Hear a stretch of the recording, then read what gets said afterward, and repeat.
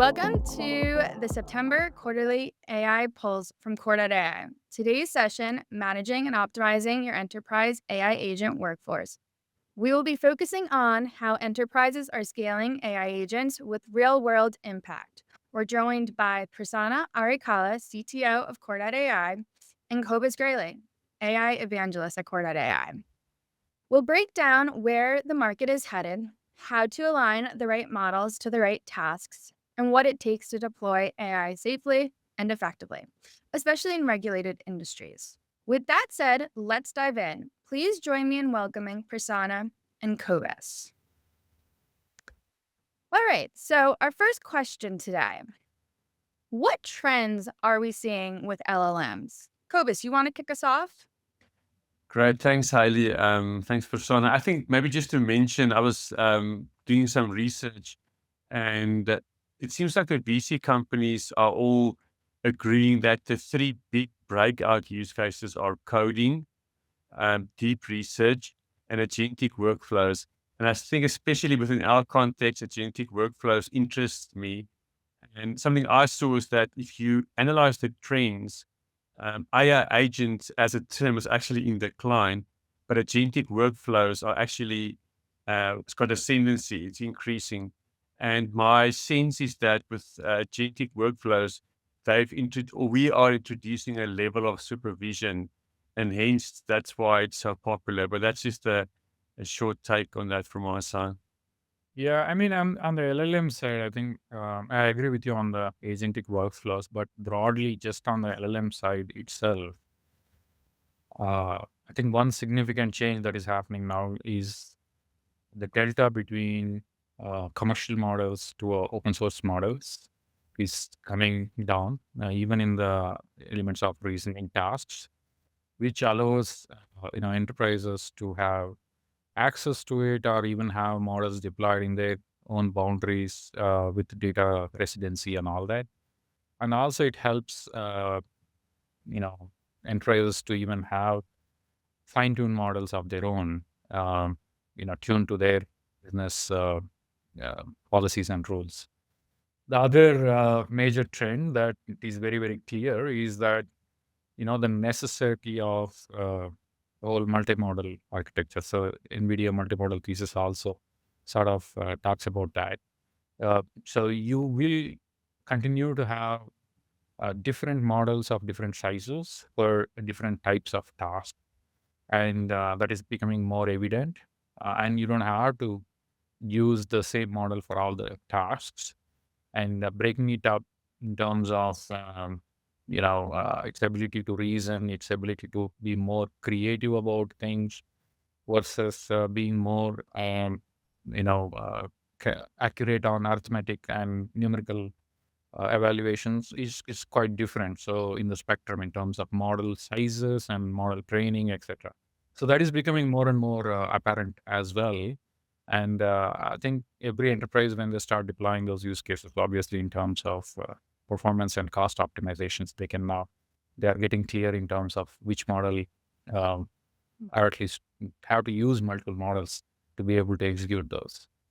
And also in terms of the capabilities, if you see the amount of, the from GPT-4 to GPT-5, for example, the benchmark scale at which it has improved in the past 12 months versus what has happened in the last 3 months, that gap has changed now. So the models are getting at a level of maturity, and we now have clarity in terms of there's not going to be leaps and bounds of accuracy or reasoning capabilities that you're going to get. Now, that's where you're going to put in what we call as the agentic workflows. Now we know the models are reaching the levels of accuracy to the maximum of their capability, and how do we get better off of it? So that's when the agentic workflows come in. So you actually combine those model capabilities into a set of workflows representing either the engineering process or the business process to make that work. Wow, very interesting. All right, so leading into our next question, what is subsumption? Yeah, so that's something I find very interesting, and I always liken it to the flashlight app that used to be on the iPhone on iOS.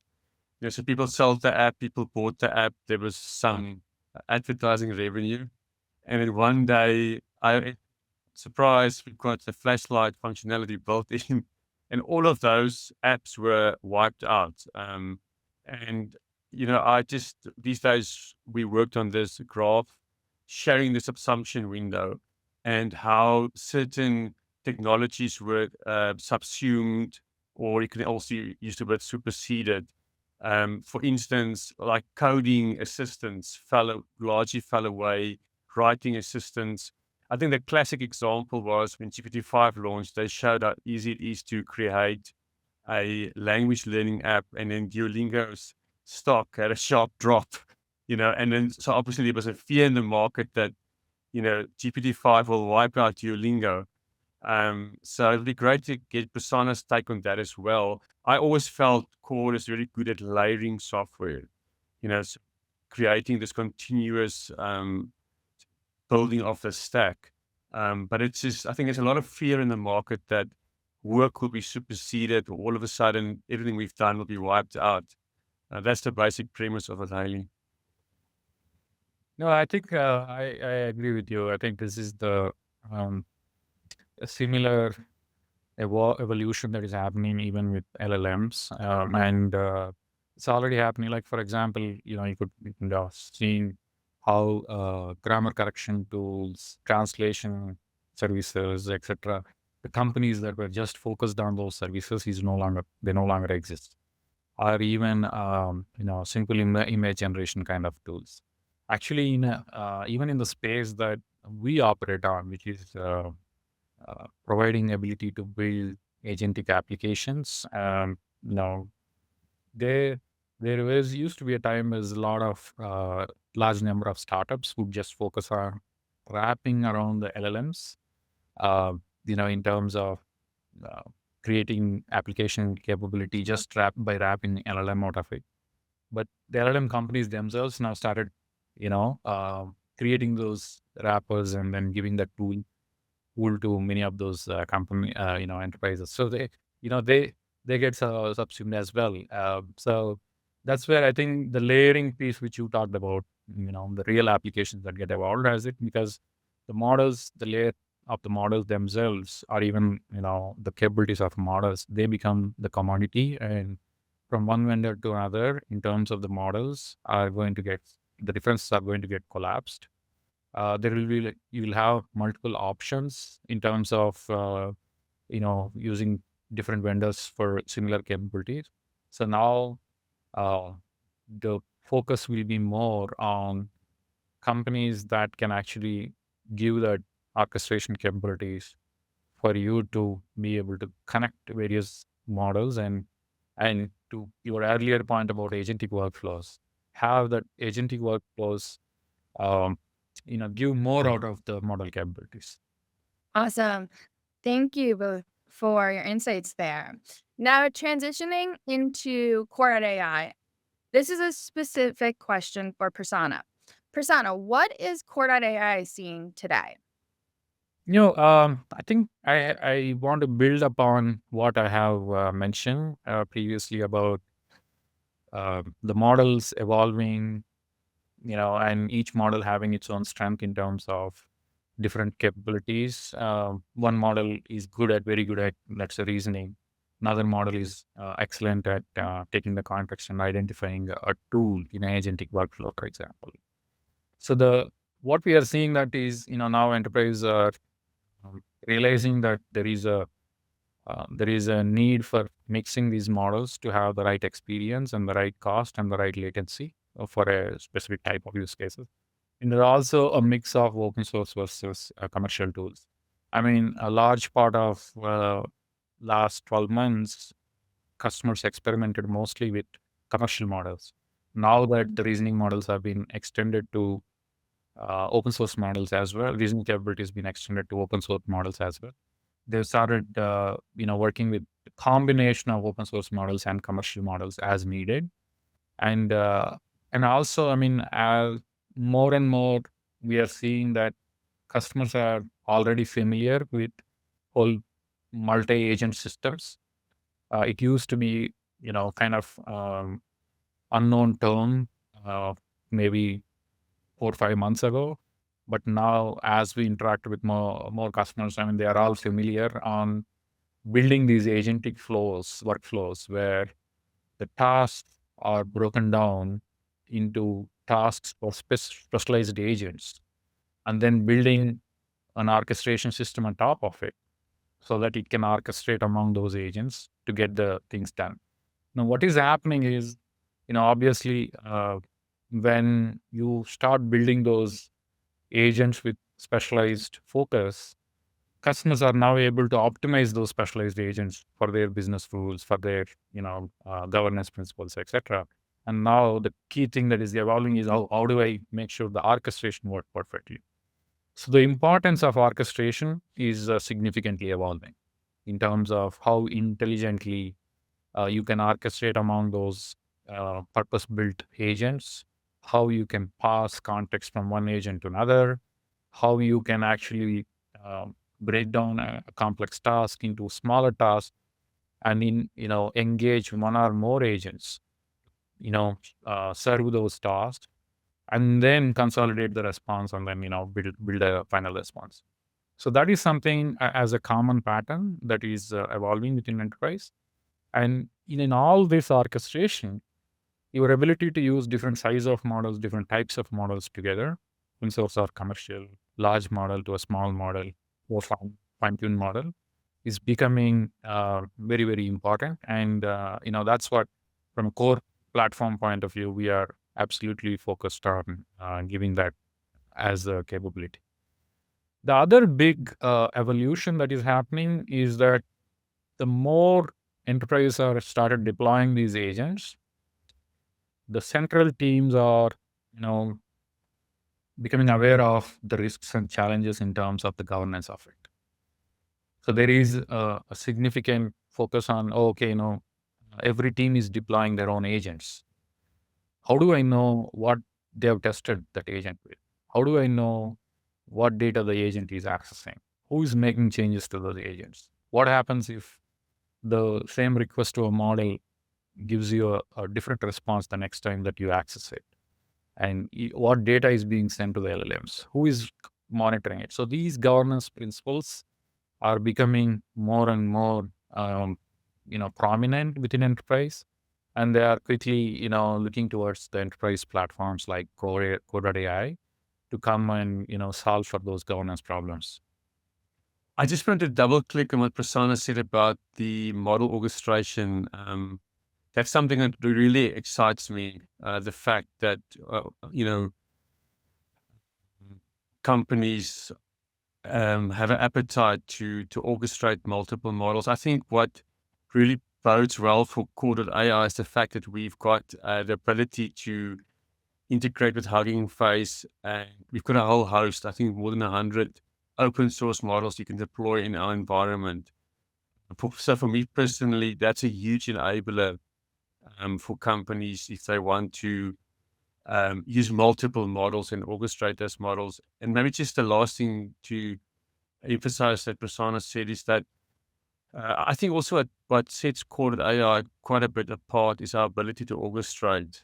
I think that's there's a huge need, and that need will, as Prasanna rightly said, will grow in the market for customers and prospects to want to perform complex orchestration. And I really see that as one of the strong points and something the technical teams develop. Yeah, and just to add few more details on it. I mean, as the orchestration becoming the key element of it, the types of orchestration patterns are also evolving. So we already support two major orchestration patterns: supervisor-based orchestration, as well as agent network-oriented orchestration.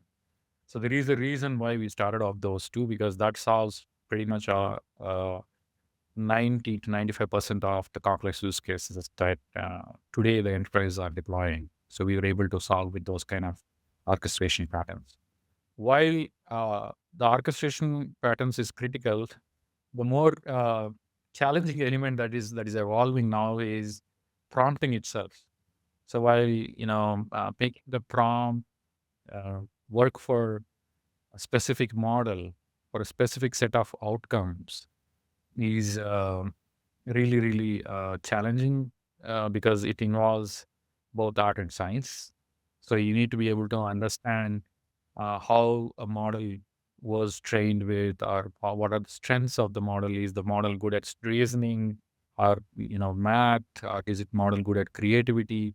And then accordingly, you would actually have to tune the prompt for your outcome. So that has become quite a big challenge in the recent times when we see more and more customers started deploying applications into production.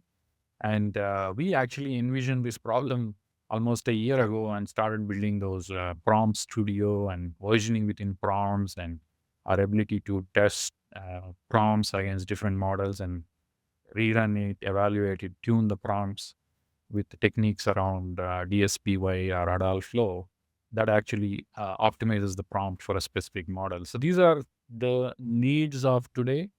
And I think people are getting into these agentic applications without fully understanding the need of skills, and what kind of, because now you start deploying more on applications, more complex applications. The specialization level just in the agentic application, at the surface of it, it may look simple prompting to a model, but making the prompt work for a model for a specific set of outcomes, adhering to business rules is an art and science. So that kind of specialization skills are also evolving within enterprises as a need of the hour to make these projects successful. So what we do as a platform company is to build those tools into the platform so that the need for specialization gets reduced, and they can do a repeatable uh, repeatability with respect to how they can optimize the prompts, etc. Awesome. Thank you, Prasanna, and thank you, Cobus. Very valuable to hear what Core is seeing today in the market. But let's level set a little bit. What is the art of the possible this quarter, do you think? So one of the key innovations that we have done is our um, network orchestration pattern, where the orchestration pattern can actually work across work of agents.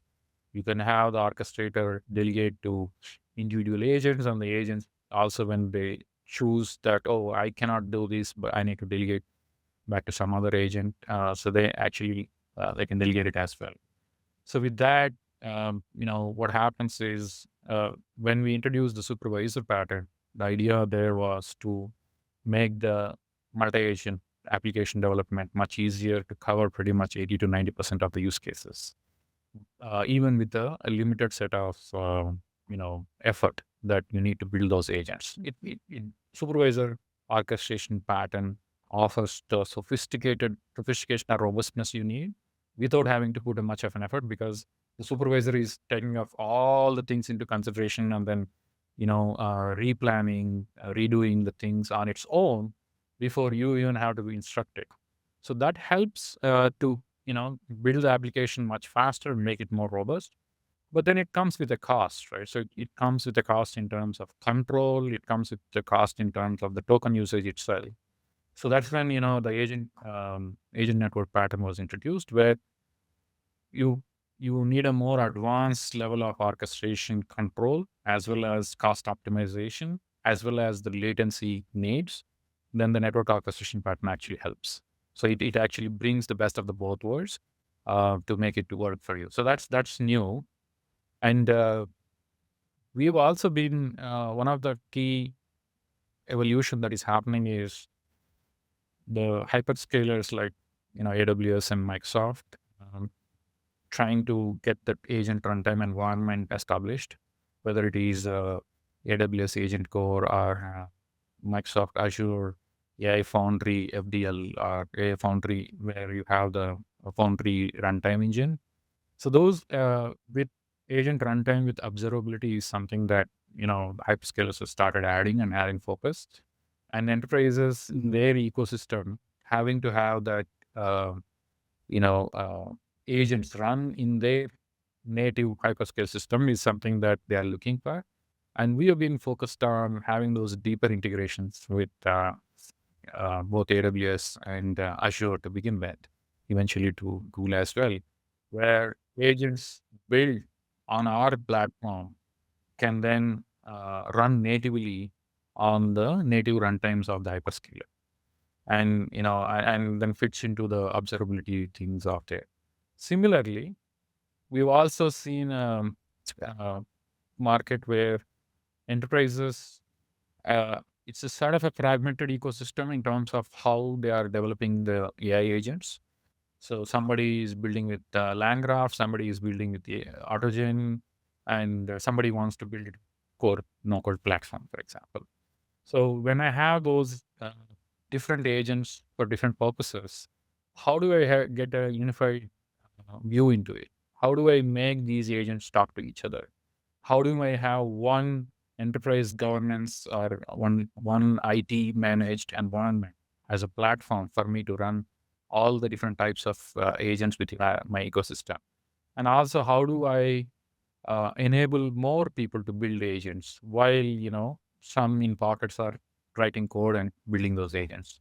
So that's another problem that we have focused on, wherein we brought in SDK agent SDK, wherein if you have built it with the LangGraph, or if you have built it with Autogen, you can wrap it with our agent SDK and put it onto the platform. So that way you can actually have agents built completely on core agent platform, running on agent platform, as well as agent built with open sources frameworks, but then take it to production on top of core agent platform. So that's the evolution of agents as we speak in the next 6 to 8 months or 12 months, that you will still have that fragmented agents and within an enterprise. And then obviously you need a platform that to be able to kind of work with all these different types of agents in one single ecosystem. Great insights. Thank you both. Cobus and Prasanna, what are some of the interesting stories you've seen in the past quarter? So, Hailey, I think the one thing that really stood out for me was the story from Anthropic, where they automated their internal vending machine. Um, Something I appreciate about Anthropic is how honest and forthright they are, and how article is about how the project failed dismally, um, and and how the vending machine basically headed for bankruptcy. And something I find interesting is that there was no nefarious attacks. There was no. It was actually a very safe environment. But because the vending machine agent was given total freedom, it just went, so to say, off script, and there was no workflow to guide it. Cobus. So we aren't there yet. What will it take to have this become a reality? There's something I found some research, and I would love to hear Prasanna's take on that. So it was research recently from Stanford University, and just to link to what Prasanna said in terms of workflow and human collaboration. So what Stanford did is they looked at how to implement something we call AI for work, and I actually found that implementing AI for work is quite hard. And they came up with a spectrum. They called it the human AI collaboration spectrum. And there were 5 steps in that spectrum, going from augmentation to automation. And so that's something I would highly love to hear Prasanna's take as well, because it really shows that you need to be thoughtful when you introduce AI for work, and not all tasks are the same. And you've got to find where that task fits or workflow fits into the spectrum of human and AI collaboration. Yeah, no, I think it was an interesting experiment. So obviously, the spectrum starts from AI handling the task independently, which is, a large part of today's examples include code generation. So that's something that is prominent. Then the next phase obviously is AI needing input. So this is clear. I mean, as in even with AI for work, that's what we do. So wherein one of the key challenges that we see is that when you deploy AI to enterprise or employees, most of the time AI is not complete. So it only you know is trained for a specific task or workflow that it has been trained with, and that is not necessarily the other side. Like especially in case of AI for work, the employees may or may not know what are the boundaries of that AI. So it is important for AI. I think that's why most of the employee productivity experiments today is not really productive because of that reason, where there is the trust between AI and the human is not fully established. So AI has to start demonstrating that it knows about the person who is interacting. It knows about the environment in which the interaction is happening, like the enterprise, the business, the processes of the business, etc. And that it has to demonstrate to the person on the other side, so that they can start refining the AI's capability to suit the individual's outcome. So if I am looking for, let's say, a summary report from my emails and my chat messages across my workspace, when I start interacting with it, I have all the context, but I need to be able to trust the AI that it knows who I am and how my organization works and so on. So and then it start demonstrating it. Then I can give more input and more context to it, and that it starts behaving better and better. And then now there is a trust equation between me and the AI, and then it is now evolving to be more relevant for me. So that's something which is uh, which is obvious in terms of how human and AI can collaborate better. But then obviously the right side of the spectrum is minimalistically um, the input. I mean, AI requiring the input to be at the minimum. So that is something that will eventually evolve as all this context that especially in a work environment, if I'm talking about AI in a workplace, if it starts becoming my digital clone in terms of not only understanding my current instruction, but my additional context that I'm giving, and while I can't be a one-way track, as in I can't just keep giving more and more context to the AI. The AI has to start demonstrating that he knows what what is required to build a trust with human. So when I say trust, I'm not talking in the sense of AGA or anything, just demonstrating that, oh, I know, by the way, you are a CTO, so you are head the engineering organization or a product organization. This is you use Zendesk for your support tickets. You use Jira for your you know engineering. You use some other tool for your ops, things like that. If it knows that where it can find information that is relevant to me and who is my boss, my peers, my team, and start working towards and how the process happens within the enterprise, then that is the trust establishment process between AI and human. I think that is becoming more and more prevalent, because while a lot of experiments started deploying into an enterprise, one thing that seeing in terms of adoption has not been growing that much. That is still the same problem, because at large scale, people who are interacting with the AI don't know what are the capabilities of the AI, and they don't know what are the boundaries of it. So they don't trust that. So that is something that we have started. We've already started establishing within our AI for work, where the orchestrator of our agent actually interacts, knows the context of the enterprise, knows the context of person who is interacting, and then starts building the trust so that you can get more context from the user if something goes wrong as an input and additional supervision, and then make the task complete. Great insights. Thank you both.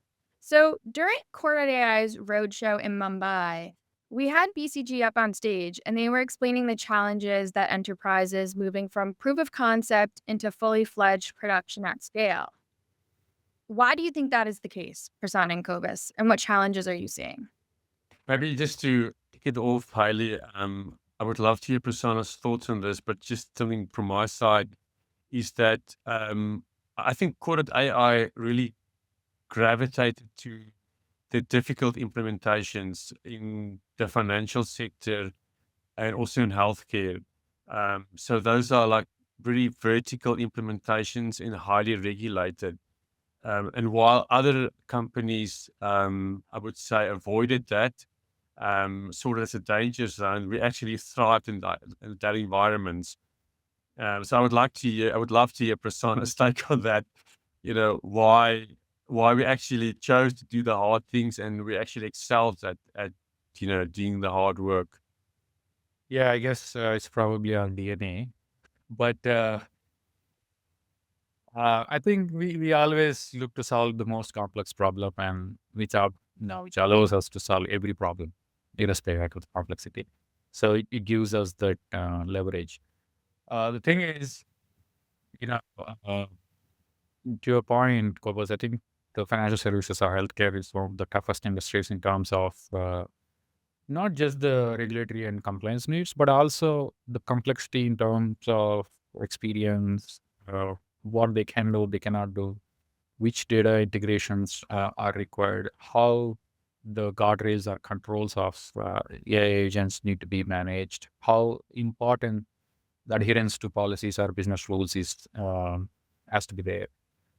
All of that, the level of demand is much higher there in those spaces, and also your ability to build these agents at scale. There's large number of use cases because you can't just go and deploy a customer service agent with like 4 capabilities and then say, okay, we're done with it. So in a large bank, for example, you need like 100 cases to be delivered to be able to generate that value, because that's how the agent is complete. In a small enterprise, you could have like, oh, okay, now returns, booking an appointment would be good enough. But in a large bank, that's not enough. So when you start building an agent with a lot more capability, the complexity of orchestration, the complexity of keeping the conversation context, the complexity of switching between different contexts of the agents, all of them becomes really critical. And above and beyond that, the volume scale. I mean, we we have seen experiments where they start building the experiment, but they want to go to production, but it doesn't scale. It doesn't scale because of latency reasons. It doesn't scale because of the wherever the deployment platform itself is not scaling to the needs. Thousands of concurrent requests that are coming in, and specifically if you start going into voice interactions, there's another dimension of complexity that comes in. There you have low latency. You need to be able to provide necessary context for the speech engines, both from a recognition point of view as well as speech synthesis point of view. So unless you give the right context, you can't get the best experience out of it, right? So all of that, and then you have internal developers, partner developers, business users, different stakeholders coming and collaborating on those agents. And it's not like you are deploying one time and then away with it, right? You are continuously making changes, adding more use cases. When you add more use cases or make changes, how do you make sure whatever that has worked until now continues to work the same way at the same level? And then to be able to look at, more in production, post deployment, monitor it, observe it, make changes, identify the areas of improvement, etc. Those are all necessary, things that you need to cover. Without covering those, the large enterprise can't roll or go to production. You can do experiment, but they can't go to production. So what we always did is we made sure the platform caters to all these problems, solves all these problems together, and because now it's solving all those problems, even for a mid-sized company, even if they have 10 use cases, at some point they'll hit these problems, even if they don't do it on the they don't need it on the day one. So that's why the robustness of a platform was a need of the hour. But I think companies are also realizing that these are the learnings that once they start putting into production, they are learning, oh, there is a need for a common platform. There is a need for an enterprise-wide adoption for a platform. There is a need for one platform that can solve for different types of use cases. I can't just go for one platform for customer service, one platform for work productivity, and one platform for any other operational process automation, for example. I can't maintain the skill within the ecosystem from teaching them, learning them, ability to manage those kind of different types of platforms, etc. That's a huge burden over a period of time, and it accumulates, right? So it is a cumulative effort. So I think that's something that is resonating. The enterprises that have done these experiments well ahead, and there are like many enterprises they have done these kind of experiments, learned these like probably about 6 to 8 months ago, versus some they are just learning now as they start deploying into production. So yeah, I think different levels of maturity is actually driving these learnings for each of these enterprises. So. Prasanna, thank you for sharing that. What trends are you both seeing when it comes to empowering enterprise employees with AI? Cobus, you want to start us off with this one? Yes, there's also been some interesting research recently. I think it was from MIT that spoke about the shadow AI economy, where basically employees want to use personal AI productivity tools in their day-to-day work. And many organizations, as we spoke just now, highly regulated environments block those tools. So I think there's a great need for something we call AI for work to give employees a personal assistant type of solution, but that is governed by the rules and regulations of the organization.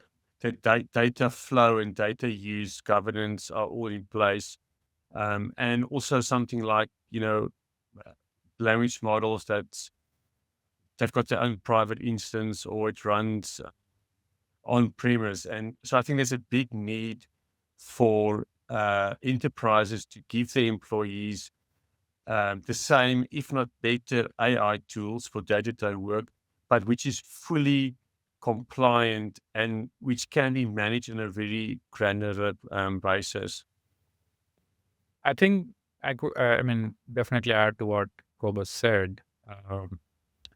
See, in our personal lives, when we start using ChatGPT or any other similar assistants, one of the uh, simple thing for us is, we know what it can do and cannot for most part of it. Typically has world knowledge in terms of what it has learned, and then it probably now with web research, web search tools, it has access to web search and possibly some APIs. Through some APIs, it has access to some publicly available applications that are out there. So, but as you start interacting with it, you in your personal life, you were able to understand what it can do, cannot do, and you optimize your prompts, you make it work for you, and you tune yourself to make it work for you. But in KR, you change the prompt to make it work for you. But in case of enterprises, one of the biggest challenge that we're seeing, that's why this whole shadow space is there, where the adoption is low on the enterprise side, but people are still using AI application. The reason being the trust, like I was saying before, the trust between the AI agent and the person who's using it is not fully established. And especially in an environment which is enterprise, the context is not like an entire world context, right? So you are working in the context specific enterprise. So the agent should be able to demonstrate that I know the environment that you are working on, and I know I can. That first step is it has to demonstrate that. Second step is obviously it has to demonstrate that I know the tools and systems that you have access to, how your process works within an enterprise, so that I can provide input to it when needed. The third step is obviously if it has ability to ask questions, clarifying questions, and then get that input from me and learn from it, and then eventually improve itself to become better and better. That's when you can actually start believing more for what it can do. And at the end of the day, anybody who is working in a work environment wants to uh, utilize AI to the maximum extent possible to be able to become a better at what they are doing. Right? People don't want to spend like hours just searching for information. It takes so much of cognitive load for you to go and figure out where to search, how to search, and all that. Or generating some summarization where you have to look at like multiple sources of information, log into different applications, process thousands of records of data, and then some get insights off of it. All of that is a huge cognitive overload. So if AI can start demonstrating the trust that it knows the enterprise process, knows the enterprise environment, and it knows the user who is interacting, then that adoption significantly increases. And that's the focus of AI for work, to build that trust, grow the trust within the user on how to interact with the user agent and get most out of the AI agent. Okay, perfect. The times we live in are very exciting, but with change also come resistance and hurdles to overcome when implementing AI for the workforce. Any thoughts on this? Yeah, I love what Prasanna used the phrase trust contract, and I love that phrase. The trust or the reliance an employee is willing to place on the AI. And I came across this study from Yale University, and I tried to put it into a single slide. But something they did was they abstracted the problem solving and diagnosis from the actual execution. And I think that really dovetails nicely with what Prasanna said earlier about trust and implementing in a enterprise environment where you separate the analysis, the problem solving, and that you can automate. But the actual implementation, that is with heavy human supervision. And it's a very simple concept, I think, to abstract those two elements. But I think it's really important to breach this divide into actually, going from the analysis, the problem solving, and to reach that actual implementation phase. Yeah, just to clarify, when I said trust, you know, the foundation of the trust is not that AI can do anything, but the foundation of trust is that AI knows its environment. AI knows me as a human worker who are interacting with the AI, and AI knows its boundaries. It knows what applications that it should interact with, what applications it should not interact with, what data it can send and not send, what content it can generate and not generate.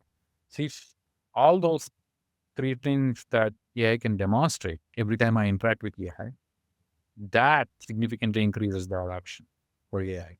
Because then, uh, how to get things done. That's how humans interact. Right? So when you go to somebody else, get some work done, they know your environment, they know what you're asking for, all the context, but you also know that they're going to adhere to the company policies. They're going to adhere to, the tools that the company uses and all that. Same thing when you go to talk to an external person, not inside the company, then you start limiting yourself in terms of what you want to ask and not ask and things like that, right? So that's the key. I mean, I think once we start establishing those three questions answered every time a human and an agent starts interacting, then automatically the value comes out of the AI. And no, I mean, I think in terms of integrations, in terms of protocol evolution, in terms of each and every SaaS system making themselves as a MCP, tool, for example, all of those is going to only increase the adoption. So eventually, most SaaS applications will expose their own MCP, which most of them already, but eventually everybody will start exposing their own MCP, and every LLM will have good understanding or tuning done against every API or MCP out there of each of those applications. So I'm not really worried about the AI's ability to interact with the application. That is table stakes. It may not be that mature right now, but even, it's just a matter of time. But what is more important is to have that, AI demonstrate the context, so that, the test demonstrate the context so that the user can have the trust with AI and eventually start using it for its value. Thank you, Prasanna, for that clarity. So I can't wait to no longer have to spend time on expense reporting. Another question, though, that comes to mind, there is so much opportunity for optimization. Would global enterprises end up with hundreds of thousands, if not millions, of AI agents? And if so, how will they manage all of them? Yeah, that's another word. Agent sprawl has been used, and so there has been this concern raised that AI agents, so an AI agent is this as a piece of software, a software entity that's got a high level of autonomy, and there has been this concern on agents being deployed and not being monitored. I think the one thing that really uh, solidified that idea for me was GPT-5, the ability for to the ability for GPT-5 to you can define a function which can write code, and I actually experimented with this. So obviously, I mean, within our environment, we've got three types of functions or tools. The one can be a code. It can be a flow, a predefined flow as well, or it can be integration to MCP. Not to get too technical, but with GPT-5, you've got the ability to define a function that actually writes code. And I tested this, and you can submit a task to the model, and the model then actually makes use of its code writing function to write code to execute uh, whatever instruction it believes it received. And I know it sounds a bit futuristic, but I think it comes into this whole thing of agent ops and also, I mean, AI evals or evaluations are also like front of mind these days. So I think it really comes down to, my case is good governance and corporate governance in terms of agentic entities or piece of software. Yeah, I mean, see, I think I don't think it is new though. I mean, GPT-5 code generation definitely has improved significantly in terms of the accuracy. That has made it possible. But this is a um, program-aided language models, PAL, or tool-aided language models is something that's always been there. It's probably 2022 onwards. So the idea of using a program or a software as augmented personality to the agent is something that is always there, because LLM as a model, it can do reason, it can do probably do a kind of plan, etc. But eventually, for you to have a specific sort of a workflow executed, you need a um, sort of defined set of steps that deterministically runs all the time. And the easiest path to do that is models understanding of generating code and then using that code to control it. So because then then you would have seen like many times when early days of LLMs, you give what is 10 plus 5, it just says something like 105. So it doesn't know the numbers and things like that. That's because it's just looking for the next token, right? So that was the reason. But anyway, I mean, coming back to what Eli was asking about, the number of the proliferation of agents within enterprise. I mean, surprised if it's not already happening. It's already there. I mean, there are departments, to your point about sprawl, right? So there's departments who are building their own agents. They're, started building it with various different frameworks and they start deploying. There are operation teams, they have their own agents. So this is definitely happening across the board. And we see when we talk to our customers, large part of them actually already concerned about how we can actually standardize it, how we can bring it to one control plane and governance. So that is something that we are working on right now. As we already talked about the platform, what we solve for it is, wherever you develop the agent, you can bring it to the platform. And also it can deeply integrate with your native cloud ecosystem if you want. That allows that interoperability, that allows the native adoption to your cloud environments and all that. But now beyond that, we are also evolving our uh, agent control plane and AI governance center, where it actually can look at all the agents across all the different dimensions, not just the IT dimension in terms of safety, performance, token usage, etc., but also look at it from a business dimension in terms of value it is generating, where key against the KPIs of the business, how it is performing, etc. So they can actually the business can look at it holistically, both from business dimension and IT dimension, and then govern the agents from there. So that is something that we are evolving. The platform, uh, you know, covers both the interoperability and then a large scale of governance as well in the future.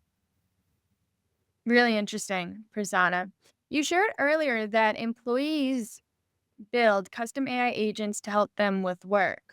Wouldn't it be also more efficient to have standard AI agents coming from the company so people do things the same way? Well, it's that's what enterprise have been doing to some extent. I think it is working because one of the I mean, you know, that is obvious that if enterprise defines it, there is a clear boundary to what the agent does, and then every employee can start using it. But the challenge with that though is who will standardize that what the agent should do, how the agent should operate, etc. Right? So that is actually the biggest bottleneck today within an enterprise. So there are some enterprises who have done a good IT budget allocated, so they have created these agent teams who actually can go across various different businesses. They do surveys, they do ROI calculations, they do hackathons to identify different use cases that exist, etc. And then they use, for example, one of the largest wealth management company in the US actually uses our platform to roll out those agents developed by the central team that cuts across many of the employees. But what they've also identified, and we've also identified quickly, is that if we can give the ability for the agents, I mean, for the employees to build their own agents, but at the same time, any agent that gets created will automatically inherit intelligently that, who the user is, what are the roles and, you know, role-based access controls the user has, what are the different systems that they have access to, where the different system of record is there and where the policies are there. If that knowledge gets inherited for every agent that I can build on top of it with my own custom context, then the adoption becomes much, much, much easier. So that is what we are working toward, where the central team can provide all the necessary context, tools, access, role-based access control, integrations, etc. But let the individual employees customize those agents for their work needs or build agent by all means by themselves within that ecosystem. That will improve the adoption significantly. Prasanna, that's very interesting. So that is still a lot of AI agents. How can people easily access that? Well, so that's why we launched our marketplace.